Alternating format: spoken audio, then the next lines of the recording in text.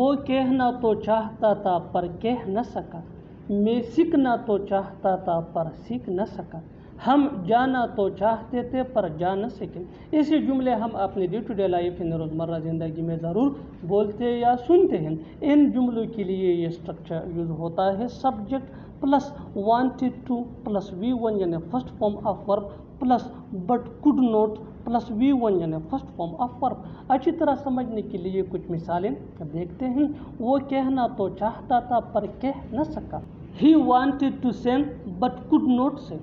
He wanted to sing but could not sing.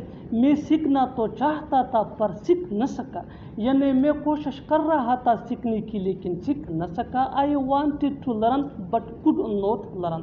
I wanted to learn but could not learn. ہم جانا تو چاہتے تھے پر جا نہ سکے۔ We wanted to go but could not go. We wanted to go but could not go. بالکل ہم اسٹرکچر کو اسٹیپ بائی اسٹیپ فالو کر رہے ہیں۔ آپ بھی اسٹرکچر کی مدد سے سیکھ سکتے ہیں، بنا سکتے ہیں۔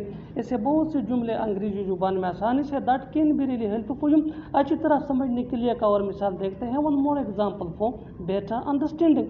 وہ جیتنا تو چاہتا تھا پر جیت نہ سکا۔ He wanted to win but could not win. He wanted to win but could not win۔ اور آخر میں یہ سینٹنس آپ کے لیے کامن سیشن میں اس کا جواب ضرور دینا۔ میں دیکھنا تو چاہتا تھا پر دیکھ نہ سکا، میں دیکھنا تو چاہتا تھا پر دیکھ نہ سکا۔ Subscribe to English PS for more advanced English sentence structure.